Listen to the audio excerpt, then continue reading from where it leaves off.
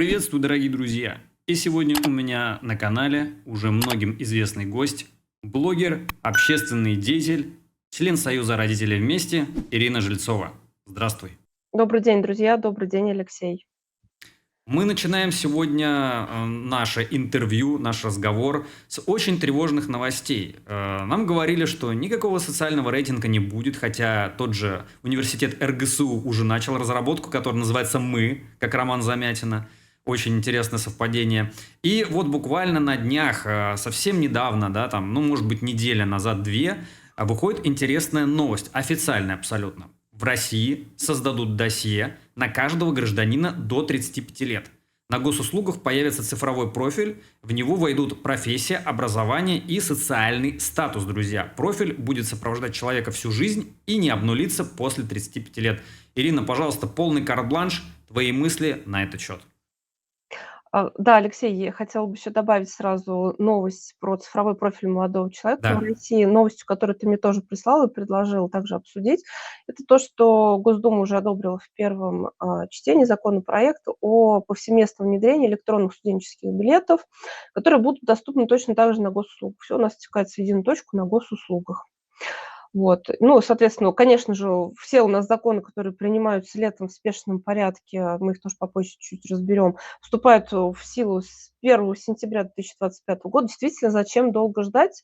Все очень сильно ускорилось, потому что к 2026 году, также к 1 сентября 2026 года, нужно уже будет вводить цифру рубль, а цифра рубль, скорее всего, он будет коррелироваться напрямую с цифровым вот этим профилем, а в профиле уже будут зашиты некие критерии, по которым нас будут оценивать как соцрейтинг. Вот я бы хотела напомнить нам про соцрейтинг, как он вводился в школу с 2023 года. Об этом в официальных СМИ практически ничего не писали. И многие родители даже про это не знали, что такой эксперимент проводится в школе. Ну, либо он проводился завуалированно. Чуть попозже про это поговорим. Но вернемся к цифровому профилю молодого человека. Что меня здесь заинтересовало, да, вот из официальных новостей написано, что российские власти оценят духовно-нравственные ценности гражданина страны в возрасте до 35 лет с помощью их цифровых профилей. Ну, все открыто, нам сказали, да. И вот хотелось бы привести цитату замглавы Росмолодежи Юрия Лескина. Он опирается на 809 указ Владимира Путина. Ну вот прям разберем, да, о чем это, Да, что они конечно. имеют в виду. По словам Лескина, в единый цифровой профиль, это цитата, единый цифровой профиль молодого человека будут передаваться данные из госуслуг и других цифровых профилей граждан, в том числе профили студента, спортсмена и обучающегося.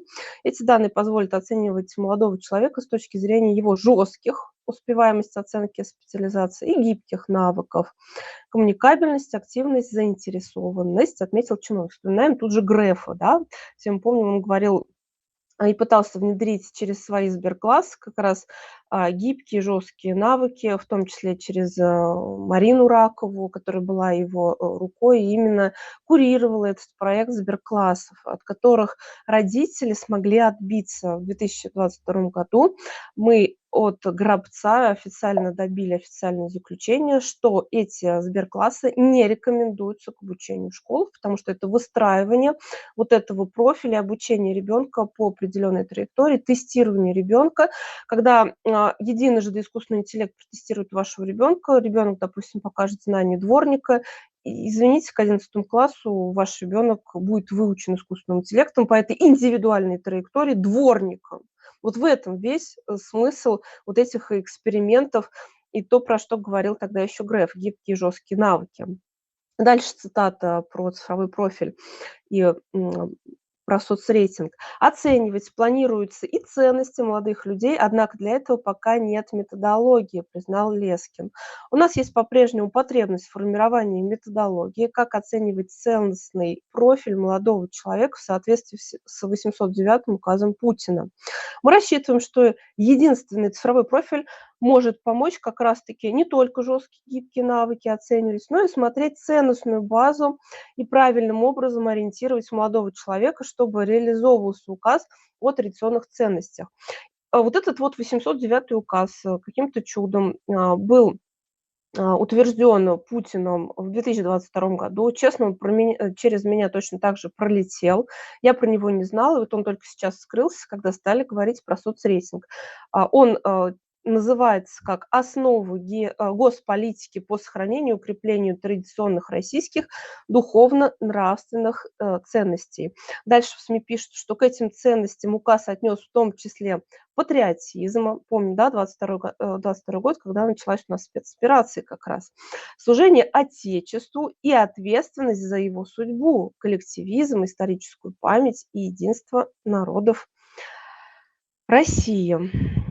Очень интересное замечание дальше следует из СМИ, что цифровыми профилями людей смогут воспользоваться не только молодые люди, но и власти, сообщил Лескин. Я хочу сразу пояснить нам, что всегда базами данных будем пользоваться мы как пользователи, как, скажем, те люди, кто владеет своими же данными, и государство, система власти. Всегда.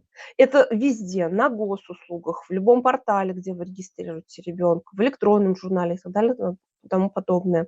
Всегда будет две стороны. Один контролирующий, другой, ну, скажем так, испытуемый. Да, я по-другому это не могу назвать. И вот что еще дальше Лескин сказал. Для государства это будет попадание в различные целевые аудитории и измеримый эффект. А для ведомств это будет готовая инфраструктура для работы с данными касательно молодежи 14-35 лет. 14-35 лет – это как раз и есть, наверное, скажем так, тот возраст, на который будет делать ставку Мишустин, готовя и продвигая, да, скажем так, цифровое общество, ну, свою цифровую систему. Почему? Потому что это люди, которые воспитаны, я считаю, уже по-другому в школах. Но это мое мнение, может быть, Алексей, ты со мной не согласишься. После того, как раз ввели ЕГЭ, у детей в школе стал, скажем так, ну, атрофироваться, если так можно сказать, да, вот это вот критическое мышление. Но потому Мгм. что, когда я училась и не сдавала, вот у меня прям 2002 год, это последний год, который ускрёбся, и мы не сдавали ЕГЭ. У меня муж уже сдавал, он у меня помладше. И мы не готовились к этим тестам. У нас вообще в школе не было тестов. Вот сейчас я смотрю, как учатся мои дети, чуть ли не со 2 класса тесты у детей. Ну, просто на уроках, понятное дело, что их распечатывают пока, да, как-то детям это дают в распечатках, но уже вводятся тесты. У нас же были постоянно сочинения, постоянно какие-то дебаты, постоянно какие-то обсуждения на уроках. Я считаю себя, ну, достаточно критически мыслящим человеком, и вот анализируя молодежь, вот это вот тестирование, но это в разы снижает качество мышления и критичность мышления. Вот Мишустин делает ставку именно на вот это вот новое поколение, которое не будет, скорее всего, сопротивляться вот этой вот оцифровке. И я хочу вам рассказать про тоже новость. Вот с 1 сентября же опять 2025 года в 84 школах 7 регионов России планируют провести эксперимент по выставлению оценок за поведение. Понимаете, да, к чему все это ведет? Да. То есть это та же самая рейтинговая система в школах. Но на самом деле это уже отголоски, это некая вершина айсберга, которая стала появляться в СМИ. Почему? Потому что до этого, когда мы, например, тем же союзом родителей вместе, постоянно на связи с родителями из разных регионов, мы просто, ну, нашлись, кто активный, кто думающий, и нам стали сливать информацию буквально там из чатов из разных городов. Я хочу прям привести 3 примера, которые доказывают, что с 23 года детей стали уже делить на касты. Один из самых ярких примеров – это Казань. И очень нестандартно подошли вот к зонам, да, вот этих рейтингов учащихся назвали зонами риска и связали это с полицией. То есть в полиции КДН отслеживал детей в зонах риска. И что меня поразило, там, получается, во-первых, это приучение к социальному рейтингу, это деление на касты. И вот МВД Республики Татарстан предписало школам поставить на учет детей, разделив их на зоны: красную – высокого риска, желтую – повышенного риска, зеленую – умеренного риска. И вот таким, методом полиция решила контролировать не только хулиганов, но и обычных школьников. Почему? Потому что, например, в зеленую зону, самой меньшей, да, из градации, самой меньшей опасной зоны, зеленые, попали дети, не успевающие по учебным предметам, проживающие с мачехой или отчимом в приемных семьях или с опекунами, а также дети из малообеспеченных семей. Ну, вы сами понимаете, сколько у нас малообеспеченных семей, сколько у нас разводов, сколько Да. родители там сводятся. Ну, извините, но это сколько? Это больше 50% уже попадают в зону риска зеленую. Что там говорить тогда, например, про желтую зону повышенного риска, предназначенную для тех, кто регулярно прогуливает уроки, сбегал из дома, был замечен за попрошайничеством или бродяжничеством неоднократно за полгода, нарушал устав школы, проживает в семье беженцев без гражданства или с безработными родителями. Следующий пример — город Ижевск, тоже 23 год. Родители просто предупредили в родительских чатах, что с учебного года в школах действует рейтинг учащегося, пока он подразумевал под себя пряники. Целью рейтинга было озвучено повысить мотивацию учащихся на активную образовательную, научно-исследовательскую и внеурочную деятельность. Там фиксировались школьные соревнования, конкурсы. Результаты участия фиксирует организатор мероприятия. Там всякие внешкольные соревнования, конкурсы, достижения учащихся учитывают в соответствии с дипломами, сертификатами, грамотами, предоставленными классному руководителю. Но там также учитываются школы дисциплинарные нарушения, например, опоздание в школу, нахождение в школе не в школьной форме, несоблюдение дисциплины. За каждое нарушение замечания, вынесенное приказом директора, карается постановкой на внутришкольный учет и также постановку в ОДН. Ну, то есть и это приводит к снижению баллов, в рейтинге. Вот, например, Ижевск, да, мы видим. И, вот те дети, которые якобы себя хорошо ведут, они награждаются значком лидера модуля, а те, кто плохо себя ведут, ставятся на учет, ну, в КДН. Слушай, ну это же и есть социальный рейтинг, по сути, Да, уже да. такой в минимальном Да, формате. да, это 23 год. Вот эти новости вы однозначно не прочитаете ни в СМИ, нигде, потому что это сарафанное радио, благодаря которому мы все это знали еще с 23 года. То есть, вот эту информацию вы даже не ищите. И, я тебя прям попрошу, также дальше из Подмосковья скинуть распечатку. Мгм. Это тоже рейтинг, который увидели случайно учащиеся 6 класса в компьютере учителя, и дети были шокированы. Родители пришли за разъяснениями. То есть, классный руководитель, не говоря ничего ни родителям, ни, детям, оценивал на свое усмотрение детей по, каким критериям: нравственность, волевая способность, умственная, эмоциональная характеристика, самосознание, трудовая подготовка и направленность. Это табличка, которую ввел классный руководитель на каждого ребенка. Вот этот документ, он реально травмировал детей. Родители стали задавать вопросы классному руководителю, директору школы. Ничего внятного они не смогли получить. Что это за эксперимент и почему это без ведома родителей дети их так оцениваются. Ну, одно дело, когда, да, действительно, там, допустим, ну, работает с детьми психолог, помогает, ну, как-то, выравнивать детей, помогает, да. Нет. Скорее всего, вот почему это делалось тайно? Но обычно это делалось совместно с родителями, да. То есть, это совершенно другой процесс, когда данные пишут для третьих лиц. Ну, например, точно так же это все будет сливаться в госуслуги. Есть такое понятие "паспорт семьи". Это тоже ведет, школа, ведет классный руководитель, это тоже все сливается на госуслуги. Это как раз вот та часть, про которую я говорила. Большую часть информации вы про себя даже не знаете, что про вас слито. И, может быть, вы даже ее про себя сами не знаете, вот как в данном случае. Это вот конкретный, пример, да. То есть, получается, в школах руками педагогов создавался вот это цифровое портфолио, соцрейтинг не просто ребенка, а целой семьи. Представляете, да, это вот огромный пласт, участников образовательного отношения. Это, в основном все работающие люди, ну, работающих людей, да, в основном дети учатся в школах.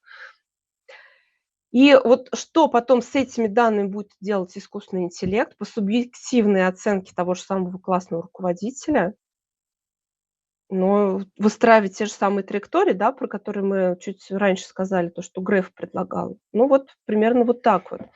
И действительно, с 22 года, Алексей, правильно ты сказал, а, был продуман соцрейтинг «Мы», РГСУ от вот этого университета Василий Уроженко. Он подтвердил разработку системы рейтинга с разделением граждан на классы. На классы. Тоже вот официальную новость зачитаю. Платформа с названием «Мы» будет формировать рейтинг граждан на основе ряда параметров. В предоставленном в 2022 году докладе говорилось, что система поможет разделять россиян на классы по признаку полезности для государства. Кто определяет? У меня первый вопрос. Кто определяет эти признаки полезности для государства? Чиновники? Плати налоги, ходи на работу, сиди не скули, не пищи, не высовывайся. Ну, вот у меня какие, ну, вот у меня такие ассоциации. Поправьте меня, если я не права. Да, Дальше, что слушай, еще? и тут хочу просто сразу добавить, чтобы мы не забыли просто впихнуть Макса в эту всю историю, вот в школьную. Сейчас же, может быть, слышала, где-то уже вроде как по слухам с 1 августа просят родителей и учеников установить этот мессенджер. Да, все, сферум не нужен. Все сначала толпой, гурьбой зарегистрировались в этом сферуме. Дети там получили психологические травмы. Вот тоже никогда вы не увидите в официальных СМИ новости. Я не перестану повторять случай, который меня сам шокировал. Мусульманская семья, мама многодетная, зарегистрировала своих детей, но сама сидела в этом сферуме. Ей стали приходить фотографии непристойного вида, ну, обнаженного взрослого мужчины, который нашел детей, зашел в эту безопасную систему сферу, нашел ее детей и стал присылать такие вот фотографии и требовать в ответ аналогичные Об этом и фотографии, речь, уже да. детские фотографии. Но кто не хочет разбираться, тот рискует психическим здоровьем своих детей. Хорошо, что это был взрослый человек, хорошо, что, ну, я не знаю, да, вот ее действия, там, ну, человек даже побоялся, сказать учителю, что вот такое происходит. Ну, извините, когда вы боитесь вот это все озвучивать, вы подумайте, другие дети могут оказаться в такой же ситуации. И на месте вот этой мамы были бы, допустим, ее дети. Ну, давайте как-то думать об обществе, о людях, о детях. Ну почему мы боимся, постоянно боимся, во всем боимся? Там, учитель написал: "Срочно зарегистрироваться", все бегут регистрироваться. Но вы подумайте, у нас всегда есть выбор. Всегда. Мы к этому чуть попозже, к этому Максу тоже вернемся. Мгм. И вот этот вот ИРГСУ ничего нового не придумал, как также регистрировать людей через паспортные данные, СНИЛС, ННН. Но это все типовое, что придумал Мишустин. Мы знаем, что он из налоговой к нам пришел. Для него как отче наш — это ИНН. ИНН и СНИЛСы. Вот это вот прям главный идентификатор человека. Он будет также в этом, скажем так, соцрейтинге "Мы", да. И также там заявляют, что большая часть данных будет подгружаться на платформу из государственных систем. Мы прекрасно понимаем, что это интеграция с госуслугами. Скорее всего, в госуслуги будет встроена уже вот эта система рейтинга, то есть, ну, наоборот, это будет произведено. И придумали в этом РГСУ, взяли, не придумали, а просто взяли из Китая вот эту вот методику скоринга для оценки кредитоспособности гражданина в банковской сфере и наложили ее вот на этот рейтинг "Мы". И вот почитайте, может быть, прям, ну, загуглите и прочитайте, там очень все вот это интересно написано. Здесь, например, говорится, что будет присваиваться двухкомпонентный код, например, 47 и 29. Первые 2 цифры кода определяют социальный статус, отражение своего рода заслуг человека, то есть какой он сейчас, чего он достиг, а последние 2 цифры будут означать социальный уровень, то есть государственную оценку перспектив вклада человека в развитие общества на основе уже существующих достижений. Ну, если, допустим, вы там исправно ходите на работу, вклад, там, платите налоги, воспитываете детей, создали семью, да, то, что сейчас выходит на передний план. Да, вы сейчас, допустим, заслуженный человек, но стоит вам где-то что-то написать, где-то что-то высказать, как будет оценивать ваши перспективы государство, вот эта платформа — большой-большой вопрос. И вот прям то, что я себе жирно выделила, да, вот из этих статей, отдельно отмечается, что эти данные как не влияет на жизнь, доступность услуг или карьерную траекторию. По-моему, где-то мы уже это слышали, что пенсионный возраст подниматься не будет в России. Но стоило пройти в 2017 году чемпионат мира, когда запретили вообще все общественные движухи. Вот под этот шумок летом точно так же протолкнули повышение пенсионного возраста аж на 5 лет. Потом говорили, что нет, Конституция меняться не будет. Если я слышу заявления в СМИ, в официальных лиц, что чего-то там не будет, все, читай, Стопудово будет. что вот этот рейтинг будет влиять на вашу жизнь, на доступность услуг и карьерную траекторию вас и ваших детей. Все как в Китае. Ну, поспорь со мной, Алексей, что я не права. Я не могу поспорить, это Не мо факт. не можешь. Ну вот я тоже это отмечаю. И что у нас дальше происходит, да? То есть, если стали все чаще всплывать новости об этом соцрейтинге, я считаю, что витрины больших данных, витрины всех вот этих больших массивов данных, они готовы. Мы прекрасно все понимаем, что на госуслугах, на всех порталах, не порталах, где вы регистрировали сами своих детей, данные собраны. Это верный признак вот этого. И, скорее всего, наполовину россиян уже все это сделано, потому что это вот половина, да, мы знаем, во времена маскарада и карнавала в 2020 году, когда делилось общество, как только оно было поделено пополам, неважно, что вы делали или не делали себе эти уколы, у вас был QR-код. Все, по этому признаку стали делить однозначно общество. Половина есть. Ну и дальше следят, да, как мы себя поведем, как люди себя поведут. И, по сути, вот остались, ну, последние шаги, да, это перевод биометрии цифр денег на обязательную основу. Биометрию уже внедрили, цифры денег готовят нам ввести. И вот эта вот градация, как мы понимаем, она уже готова. За что у вас отнимут баллы, за что у вас приплюсуют баллы. А баллами, скорее всего, будут вот эти вот цифры рубли. И вот здесь вот, да, кстати, Алексей, тоже вот ты просила рассмотреть новый вот этот вот штраф, да, до 5000 рублей за поиск в интернете экстремистских материалов. Это вот говорит о том, что да, это, скорее всего, будет один из этих вот критериев. Точно. Вот этот вот поиск экстремистских материалов. И здесь штрафы вообще, конечно, обалденные. При использовании средств обхода блокировок штраф составит от 50 до полумиллиона рублей. Обалдеть, да, вот так вот получить штраф полумиллиона. Кстати, И вот Ирин, тут если вот к этому прибавлять еще информацию, также официальная новость, еще с 1 сентября россиянам с арестованными счетами начнут отключать мобильную связь и интернет. Это же тоже элемент вот такого социального рейтинга, вот, да. когда, допустим, если человек нарушает определенные правила или у него там из-за его там высказываний или каких-то действий понижается этот рейтинг, ему просто вот блокируют счета. Это реальный пример уже. Мгм.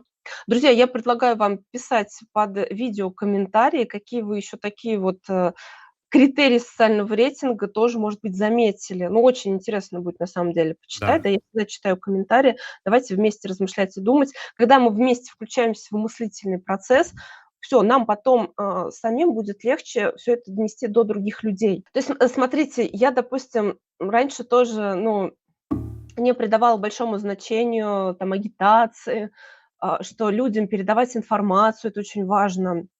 Но вот сейчас я все-таки поняла, что да, действительно людям нужно объяснять. Я думала, что люди все знают, все понимают. Нет, оказывается, это не совсем так. Поэтому если мы начинаем что-то понимать, сами анализировать, нам потом легче будет агитировать и объяснять людям. И вот, кстати, хотела зачитать цитату тоже с твоего канала. Ты прислал мне эту новость перед нашим Мгм. стримом. Предлагается наказывать за мысли преступления. Мы реализуем самые нелепые варианты антиутопии, сказал депутат Госдумы Алексей Куриный. И назвал новый закон о штрафах за поиск экстремистских материалов попыткой ввести наказание за мысли преступления. Но, к сожалению, вот этот вот закон уже в третьем чтении принят Госдумой. И дальше должен подписать Путин. И вот тут вот Путин спрашивает Шадаева, как будет работать закон о штрафах за поиск экстремистской информации. Что спрашивает президент?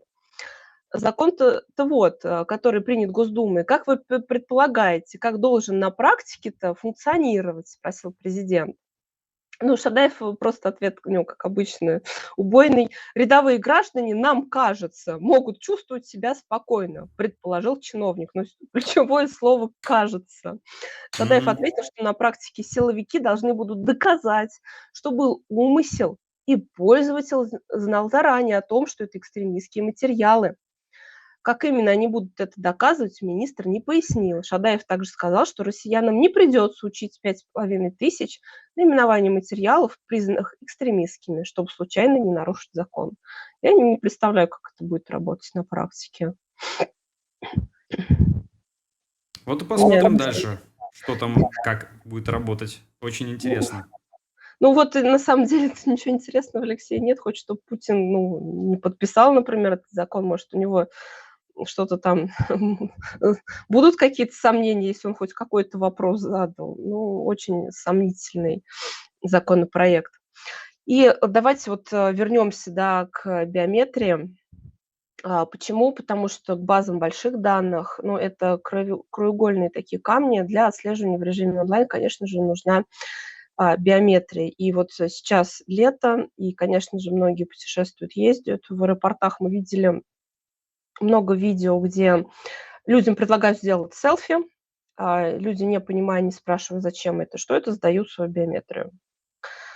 Таких случаев много. В школе точно так же за проход и за питание, чтобы ребенок просто в школе покушал, получил бесплатное горячее питание, вводит программу «Мой ID», который тоже биометрический. Родители практически не спрашивают разрешения, хотя это запрещено законом.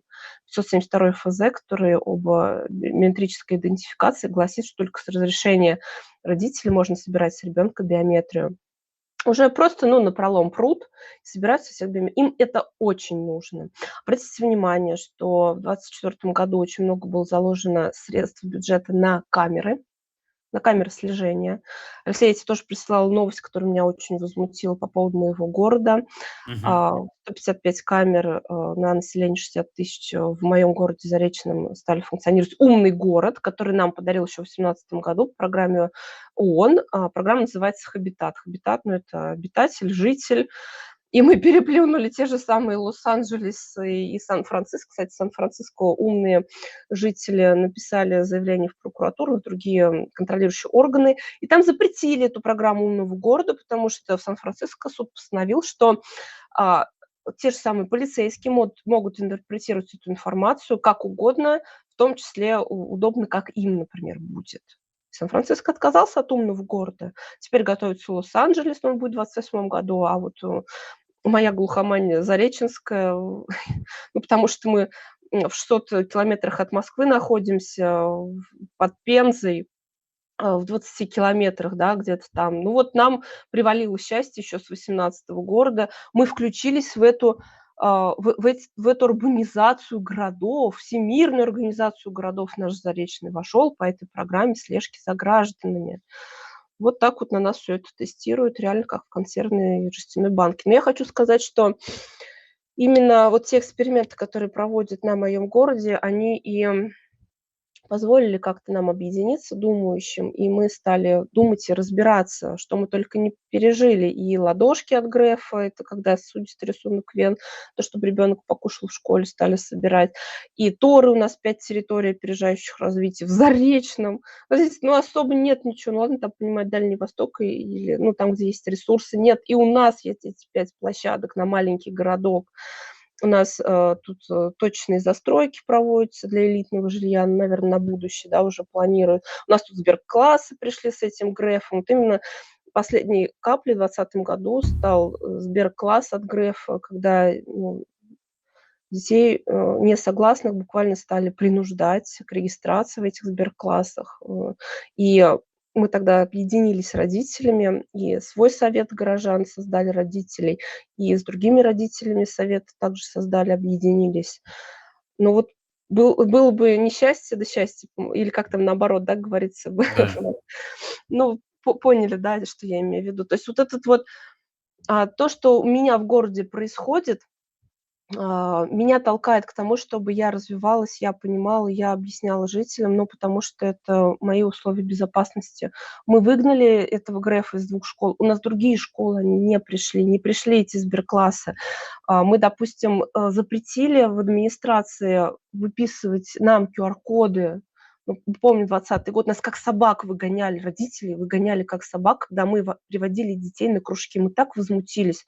3 раза ходили в прокуратуру, и прокуратура отменила постановление главы города. Об этом, конечно, в СМИ не написали, но мы получили, мы увидели вот это, скажем, предписание прокуратуры. Вот именно когда идет такое резкое давление, ну, то есть мы здесь не варимся, как лягушки постепенно. Это вот настолько все видно и очевидно у нас в городе, что нам приходится вот это все изучать и как-то, ну, отстаивать свои права. А я, по сути, ну, такой же обычный человек, как и вы. Ну, уже приходится просто вот так вот себя защищать. Благо у нас действительно законы написаны на бумаге, есть на что опереться, но чтобы эти законы работали, которые на бумаге, вот так вот приходится отстаивать свои права. Буквально, там, я не знаю, каждый, э, каждое вот такое вот нарушение, вот объединением людей мы вот это все отстаиваем. И не думайте, что это вас не коснется, что, на мою жизнь хватит, я вот еще поживу. Вот этот хабитат сейчас вот тестируют на Заречном. Знаете, так интересно, они даже жителям, администрации предложил: "Давайте нам подкидывайте идеи, где нам еще побольше установить вот этих вот камер". То есть, ну, Мгм. представляете, да, насколько вот это вот продвигается? Типа это жители сами захотели, потом же так напишут. И тут вот вдруг найдутся какие-то опять, там бывает, представляют, да, людей, которые хотят выразить свое мнение, неадекватных мамочек и так далее и тому подобное, которые взвыли и сказали, что вот они не хотят, чтобы за ними следили. Ну как же порядок тогда? Ну, извините, ну, верните в полицию, верните в наш город полицию. У нас 2 полицейских на весь город осталось, которые дежурят.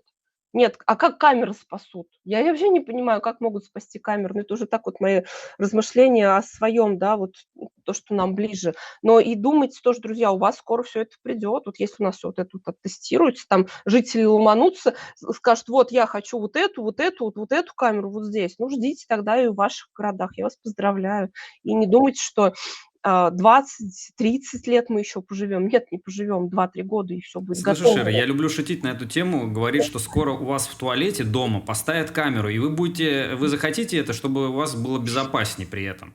Ну, то есть уже до Ну, такого абсурда доходит, что люди, ну, многие, наверное, не все, конечно, но огромная часть, в принципе, может с этим согласиться, якобы ради безопасности мы на все готовы. Но при этом я что-то не видел ни разу даже новостей там из Америки, из Лондона, где куча камер, что камеры видеонаблюдения помогли, например, справиться с ужасной криминогенной обстановкой, мгм. которая там, в частности, сейчас из-за миграционной политики нынешней Да, да. сформировалась. Заходит в магазин, вот так вот скребает с Да? прилавков, и женщины, продавцы ничего не могут с этим делать. А камера все снимает. Да, Ирин, они залазят в дома коренных жителей Лондона. О чем здесь м, можно говорить?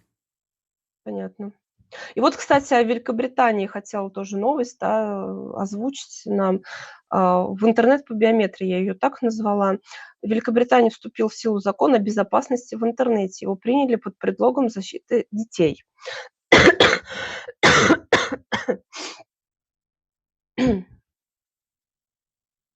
Теперь пользователи обязаны проходить проверку личности с помощью карты, удостоверения личности или сканирования лица, чтобы получить доступ к взрослому контенту.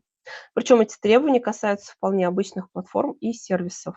И тут же вот новость у нас в России, да, в России появилась инициатива продаж в онлайн-магазинах товаров с рейтингом 18+, с определением возраста через биометрические данные.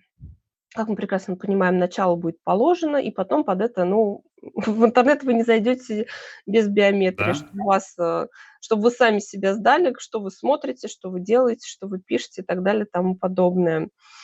Ну, пока говорят про, товары об энергетиках и пиротехнике, ну, это, я думаю, очень быстро распространится на все остальное. Да, главное приучить, да. И вот здесь, конечно же, наши СМИ не перестают петь свою песню, что как люди все ломанулись в биометрию, вот уже 6 миллионов человек зарегистрировали в ЕБС, и это в 24 раза больше, чем в 23 году. И вот нам поют, поют, капают и капают, что как это удобно, давайте вот скорее все регистрироваться. Я вот хочу процитировать, Касперскую, которая про ЕБС сказала очень важные вещи. Ну, во-первых, Касперская предупреждает, что сейчас цифровизация происходит ради цифровизации. Не имейте иллюзий, что это ваша какая-то безопасность. Вот что она говорит: "Создание единой биометрической системы ЕБС грозит такими злоупотреблениями, что все до сих пор нам известное покажется детской игрой". При этом мы еще только начинаем догадываться о возможных угрозах. Например, дипфейки были недавно отличимы от реальности на глазок, а сейчас их даже системы искусственного интеллекта не отличают. Нет никакой гарантии, что кто-то не воспроизведет любую биометрию из базы данных и не станет ей пользоваться. Не различить, не противостоять этому будет невозможно. Меня смущает больше всего единая биометрическая система. Это говорит про то, что никаких гарантированных мер защиты этих данных нет. То есть вы абсолютно не защищены. Если вы дали свое согласие, если есть ваша биометрия, вы ее сдаете, через все приложения входите, берется ваша фотография с ваших соцсетей, генерируется дипфейк, и так как вы дали свое согласие на биометрию, вы даете полный доступ мошенникам ко всему, что у вас есть, ко всему, в том числе к госуслугам. Ну все. Я думаю, это абсолютно, ну, понятная логика. Это, ну, как "Отче наши".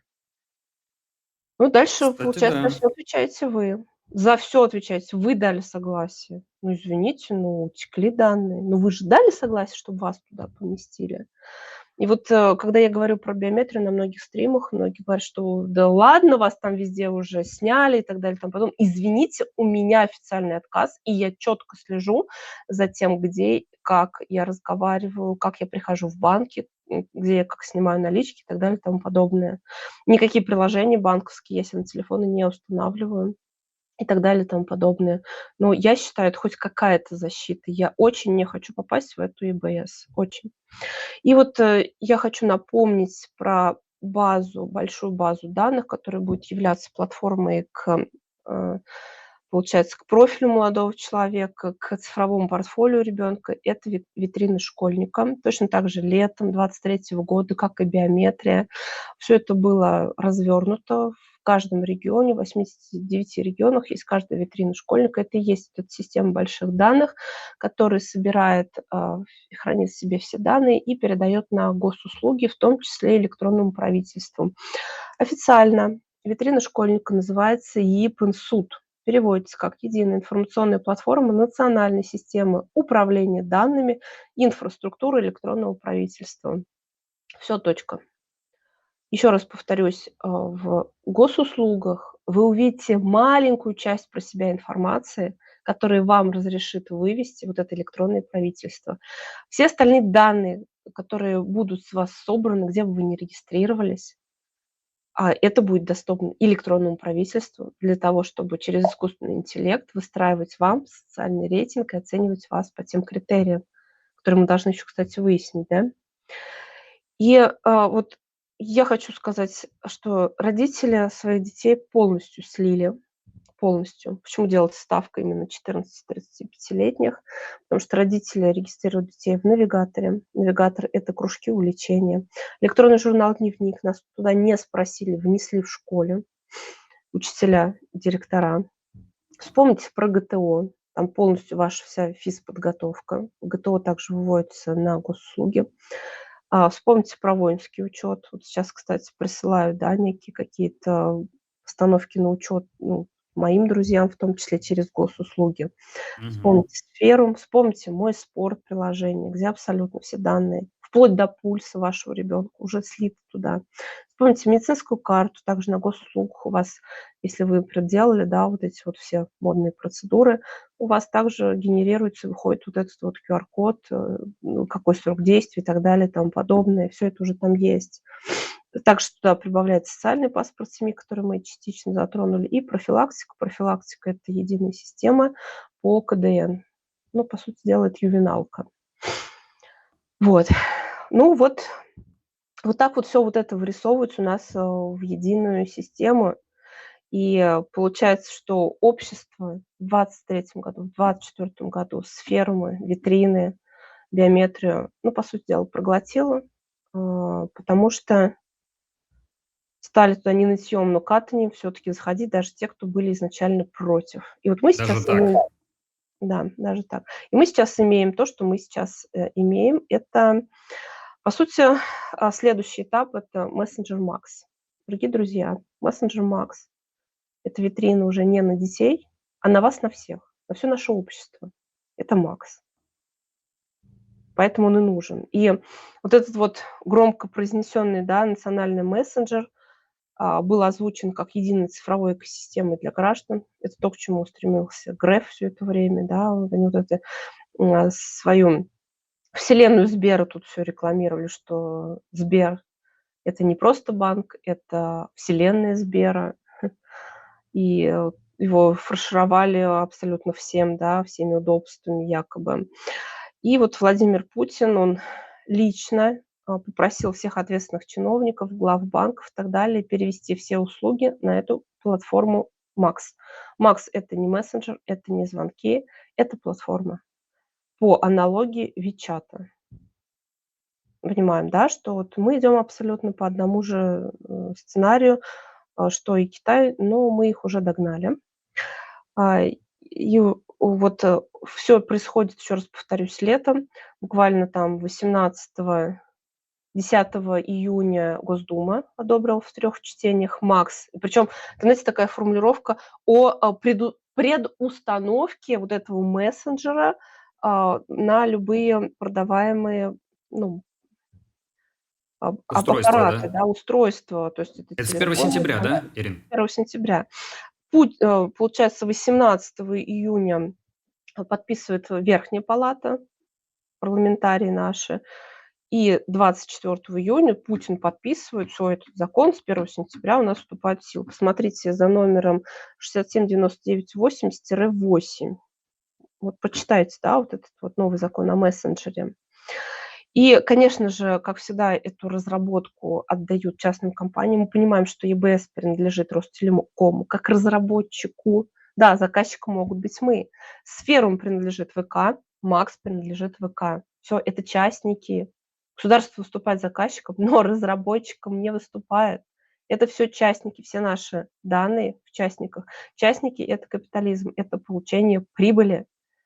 А если это получение прибыли, конечно, они будут экономить на тех же системах безопасности. Почему? Потому что в законах это нигде не предусмотрено. Мы не защищены законом никак.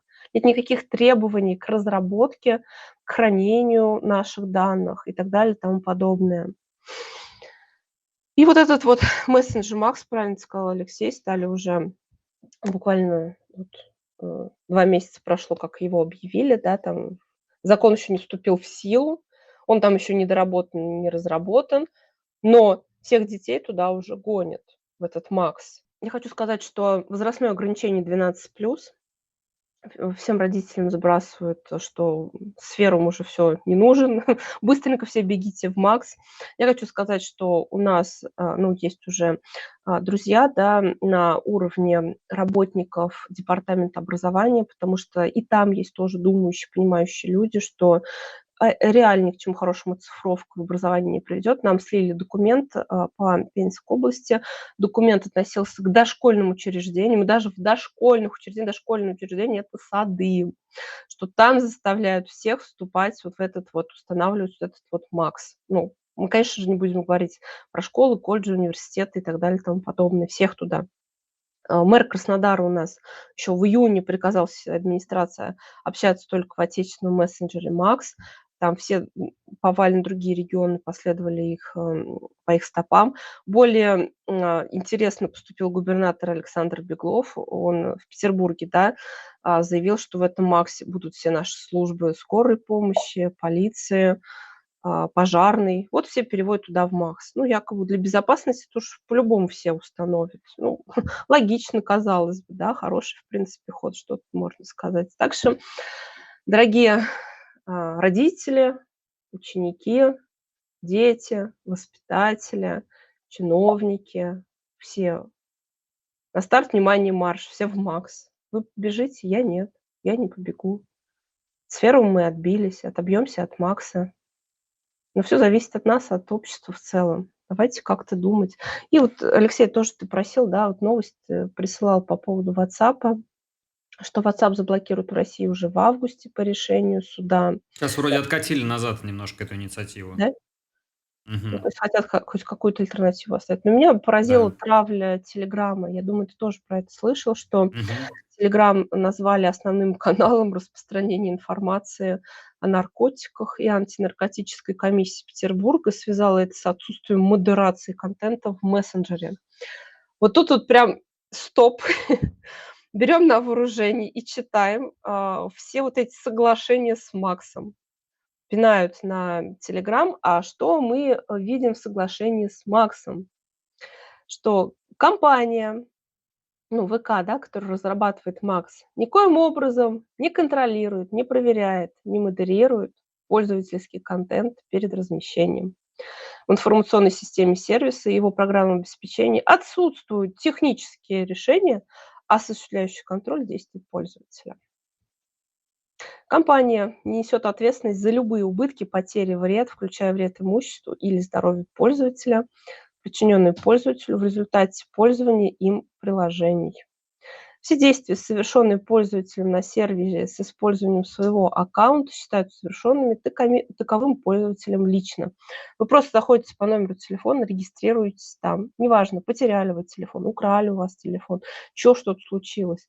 Нет, вы туда зашли, и только вы совершаете там все действия. Никто проверять не будет, что вас взломали, что у вас украли телефон.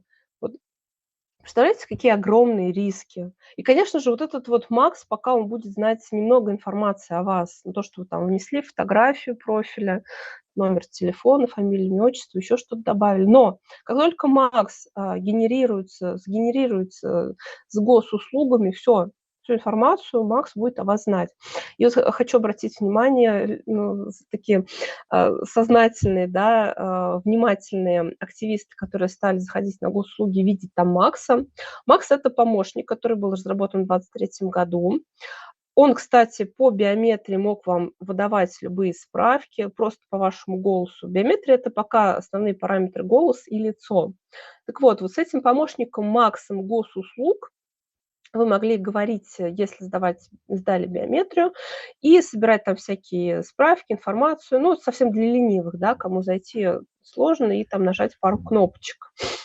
И, это на самом деле разные Максы, но я думаю, неспроста им выбрали одинаковое название, потому что часть людей уже привыкла к этому помощнику, тем более они уже доверили ему свою биометрию. Ну, вот так вот у нас играют с нашим сознанием.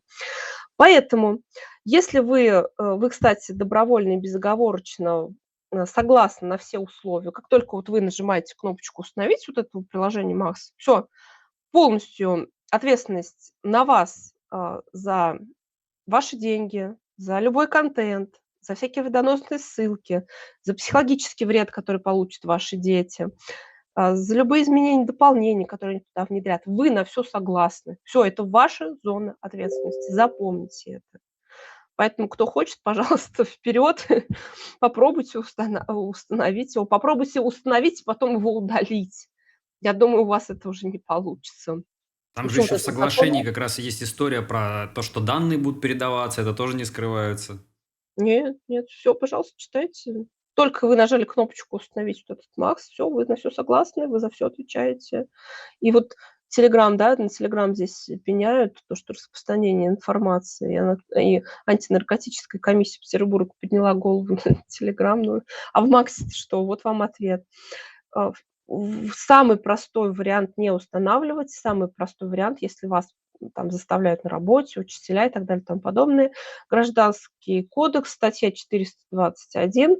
Граждане, юридические лица свободны в заключении договора. Принуждение к заключению договора не допускается. Есть несколько решений Верховного суда на эту тему. Все, никто не может взять ваши руки, ваши пальцы, вашу голову, влезть к вам в голову и нажать эти кнопки, и найти этот Макс и его установить. Только вы сами запомните вот это.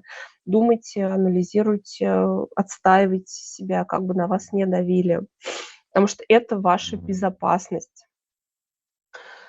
Я вот тоже очень часто привожу такой пример, да, взлом госуслуг через Сферу. Сферу это то же самое, та же самая платформа, что и Макс. Ну, просто ее расширяют. Теперь Макс будет для всех. И вот сообщили в Банке России такую новость. Значит, под прицелом аферистов школьники и их родители.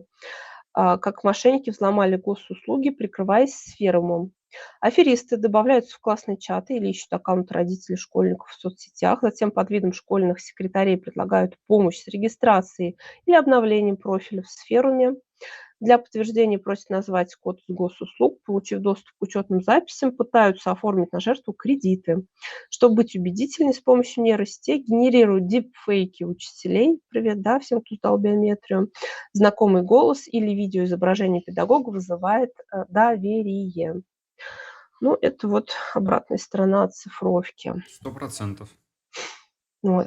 Ну и, конечно же, мы понимаем, что Макс– это главная платформа для соцрейтинга, баллами вот этого рейтинга будут цифры рубли. Именно поэтому президент, да, уже подписал закон, согласно которому массовое внедрение цифрового рубля в стране начнется с 1 сентября следующего года. И вот что мне здесь очень понравилось, тоже в официальных СМИ написано. Документ также вводит понятие универсальный платежный код и оператор услуг по его предоставлению. Получить такой код можно будет бесплатно. Аллилуйя. Какое счастье, да? Но Шикарно. тут же говорится, кстати, дальше прям пишется, по оценкам экспертов, минимальные затраты Российского банка для внедрения цифрового рубля могут составить от 120 миллионов рублей до более чем 200 миллионов рублей.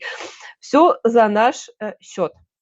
Все госуслуги, разработки, все Максы, которые заказали сыну Кириенко, все вот эти вот цифры рубли, ну не за свой же счет будет Центробанк все это разрабатывать. Это все наши деньги, это бюджет и так далее и тому подобное. Но вот продуктом, конечным продуктом, который мы увидим, вот этот вот несчастный код, который можно будет везде расплачиваться, да, универсальный платежный код, нам дается бесплатно, а все вот эти ступени, ну, решили опустить в новостях.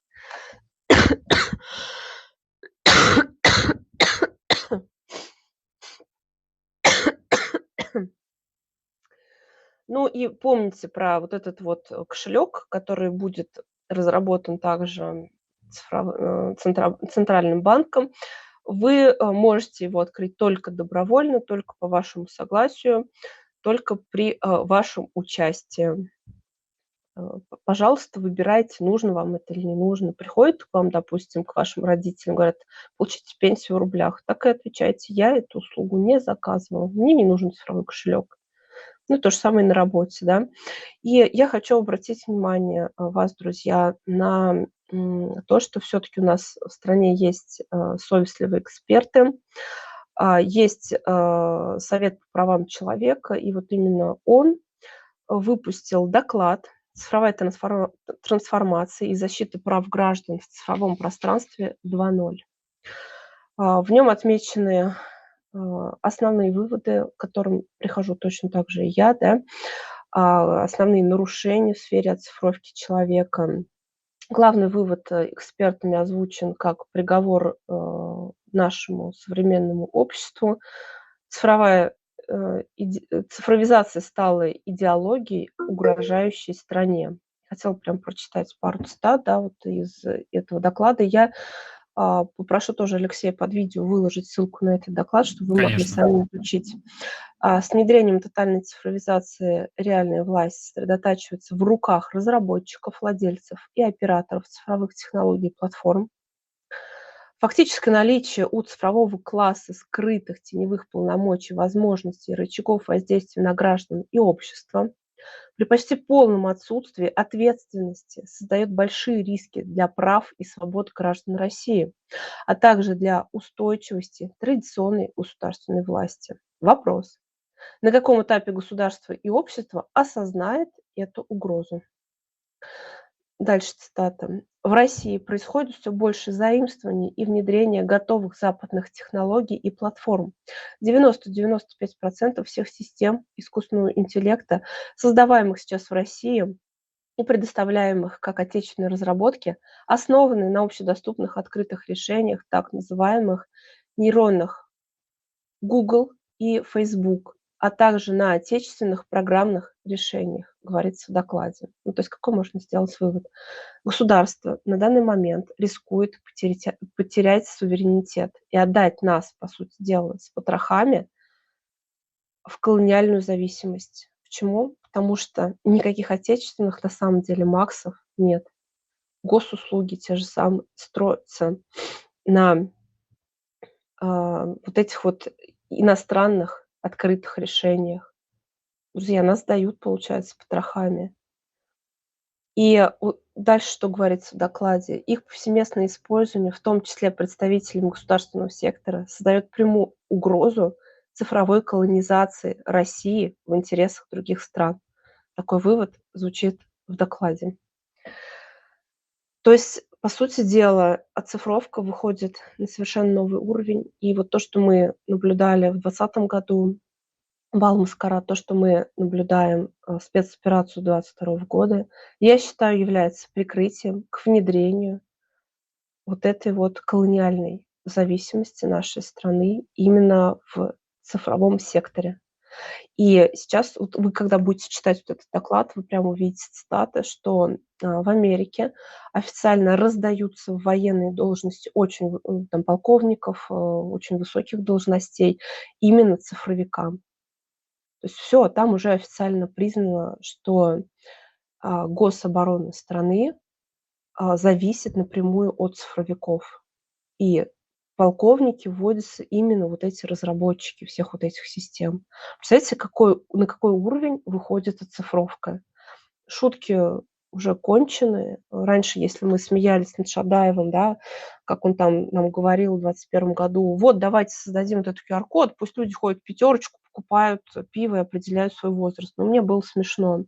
Потом мы видели, как Мишустин отпрыгивал, да, от аппарата, не хотел сдавать свою биометрию. Говорит: "Вот у него померите температуру, меня не надо". Это тоже было смешно.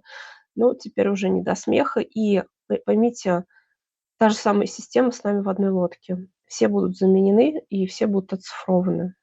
Ну, это вот, наверное, основное то, что я хотела донести, Алексей. Да. Ирин, давай немножко какого-то позитива привнесем. Есть у тебя что-то сказать напоследок? Ой, моя любимая цитата. Они, понимаете, они все в открытую говорят. Вот эта система, они озвучивают свои планы, но и также озвучивают свои, скажем так, проколы, да. И вот, а, профессор глобального экономического управления Оксфордского университета, спикер, ВЭФ Гарри Вуд всегда, ну, как бы озвучивал, да, и говорит, вот его цитата: "Мы можем ввести людей, но если люди не последуют за нами, мы не добьемся того, чего хотим". И дальше он говорит, что самый большой страх ВЭФ заключается в том, что найдутся люди, которые не будут им подчиняться. Но только мы можем разбудить, своих друзей, знакомых, соседей. Давайте тоже вот ссылку оставлю по поводу того, где можно в своем, регионе, в своем городе найти единомышленников. Это Google форма, вы оставляете там фамилию, отчество, контакт, например, там почту, телефон. И, возможно, в вашем городе уже есть группа единомышленников, ну, например, как у нас в Пензе, да. Вы сможете с этими людьми познакомиться, встретиться, еще там, допустим, новых людей как-то привести, да. Но когда ты один, тебе кажется, что ты белая ворона, что тебя заклюют, тебя заплюют и так далее, и тому подобное. Но на самом деле много таких людей, они просто пока разрознены и также думают, что, допустим, они там одиноки в своих мыслях. Или, допустим, часть людей останавливается на том, что просто смотрят, допустим, наше с тобой интервью, да, там, Мгм. твой телеграм-канал, но они просто выступают в роли наблюдателей.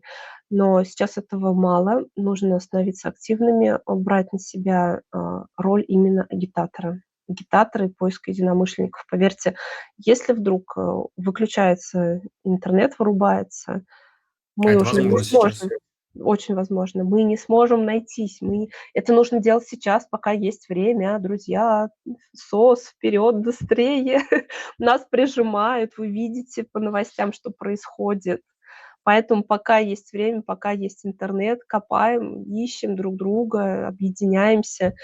Мы, допустим, с родителями также вот, ну, я живу в небольшом городке, а мы рации закупили. Восстановите себе телефон, обменивайтесь с единомышленниками домашним телефоном. Не просто там: "Давай я тя в телефончик, да, вобью". Телефончика, как мы поняли, может не быть, связи не быть, он превратится в тыкву, когда Да. интернет отключат. Поэтому, друзья, думайте, объединяйтесь уже сейчас. В одиночку точно никто не выживет. Мы не знаем, как может развернуться. У нас, с одной стороны, подписали пандемическое соглашение, с другой стороны, Мгм. отключают интернет, с третьей стороны, там вот эти цифры рублей и так далее и тому подобное. Но мы реально летим вот на огромной скорости. У нас должны быть вот так глаза раскрыты, мы должны все отслеживать, все смотреть, все понимать и действительно быстро объединяться. Точно. Все ссылки будут в описании к ролику, друзья. Переходите. И, Ирина, спасибо большое за невероятно потрясающую информацию, которая отрезвляет и открывает глаза. До нового выпуска. До свидания. Дорогие друзья, обязательно ставьте пальцы вверх, если диалог был для вас содержательным и интересным. И самое главное, не забудьте подписаться на телеграм-канал и на Бастион. Ссылки на них вы найдете в первом закрепленном комментарии под видео. Берегите себя. Всем